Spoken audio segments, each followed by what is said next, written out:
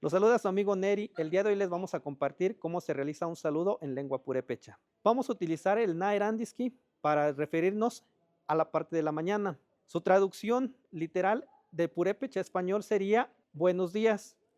En el purépecha estaríamos utilizando un interrogatorio que se referiría a cómo amaneciste. Bueno, este saludo lo vamos a utilizar de las 12 de la madrugada a las 12 del mediodía. Alguna posible respuesta podría ser: Ses, Dios mío, bien, gracias a Dios.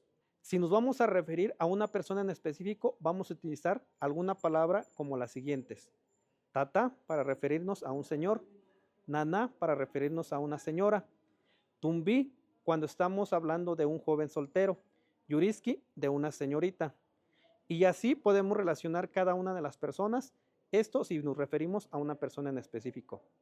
Ahora, si estamos en la tarde ya vamos a utilizar el narchus, que su traducción en español sería buenas tardes. En el purépecha estaríamos realizando igual un interrogativo: ¿cómo estás pasando la tarde? O ¿cómo está pasando la tarde? Si nos referimos a una persona mayor. De igual manera su respuesta podría: Ses, Dios mío, bien, gracias a Dios. Sería la respuesta exactamente igual, tanto para la mañana como por la tarde. Dentro de lo que es el saludo de Narchus, lo estaríamos utilizando de las 12 del mediodía a las 7 de la noche. En algunas comunidades se utiliza el Nachuricua, que comprendería ese intervalo que queda de lo que son las 7 de la noche a las 12 de la madrugada.